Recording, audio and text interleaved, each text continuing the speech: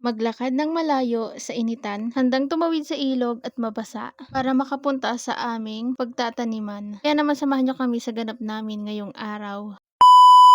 8:00 na nga pala ng umaga ng mga oras na 'to, hindi kami nakasakay diyan sa jeep kasi nakamotor kami, obvious ba? Amy, ito na nga pala yung mga seedlings na itatanim namin. Hindi na nga siya mukhang seedlings kasi malalaki na. So ayun nga pala, sama namin ang binhi. Ito nga pala yan sa Magdalena, Laguna kay Ka Eli Campsite. Karating nga namin dito ay binaba agad nila yung mga dala naming gamit. Kasalukuyan ngang merong event dito, ito nga ang Tangan Bulay. Hindi pa nga kami agad umalis dito para mag-tree planting. At iniintay pa nga namin na yung mga seedlings namin ay maitawid sa ilog. Kaya naman kumain muna kami dito at ito ang aming pagkain, ang dinuguan. In fairness, ang sarap. At sa puntong ito nga ay nagsasalita sa harap ang aming president, si Miss MJ. Pinapaliwanag niya dito kung ano ang kahalagahan ng mga puno at kung ano yung mga dapat nating itanim. Hindi kasi dapat kung ano-ano lang ang tinatanim natin. Baka hindi natin alam yung mga natatanim pala natin ay mas nakakasira pa ng kalikasan. Para nga pala sa mga gusto mag-volunteer, sa may mga katanungan pa, mag-iwan lang kayo ng mensahe dito sa aming Facebook page, Bukbo para sa Kalikasan ng Luzon. At nito ngang time na to ay meron din silang pa-free haircut for all. May pa-free tsinelas din sila. At meron din silang pinamigay na damit. At syempre, kasama ko nga pala ang supportive na to. Basta sa kabutihan yan sasama, hindi sa kasamaan. Meron din nga palang tumugtog dito na napakaganda ng mensahe ng kanta. Siguro kung nandito ka rin, ay ma-appreciate mo yung kanta. Maya-maya pa nga, natanaw ko na yung mga seedlings namin na itinatawid na sa ilog. Kaya naman sabi ko, ay malapit na kami tumawid. Kaya naman for the hour ako bago tumawid sa ilog. Hindi ata aware yung mga kasama ko na tatawid sa dalawang ilog. At kami rin naman hindi aware na dalawang ilog pala yung tatawirin namin. Kaloka.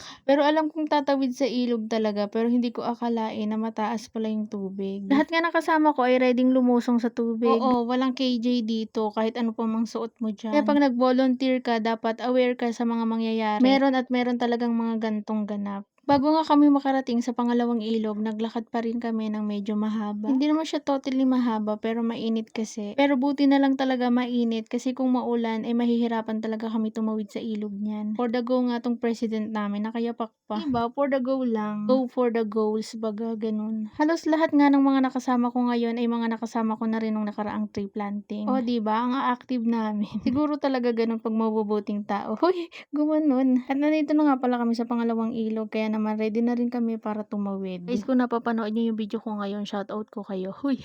Hindi ko nga in-expect tong pangalawang ilog. Akala ko hanggang tuhod lang. Abot na pala to sa dibdib. Ang tatangkad nitong kasama ko, paano pa kaya ako, diba? Pero in fairness, ang ganda dito, no? Pag talaga may pagmamahal sa kalikasan, ay talagang lalaban kahit saan. Huy! Pong-apo nga din ang tawag dito sa amin at dun sa kanila ganun din. Karating nga namin, nagpahinga saglit tapos nagbungkal na agad ng lupa para makapagtanim na kami. Si ate girl, hirap na hirap. Sabi kasi tree planting, ba't nagdala ng salbabida?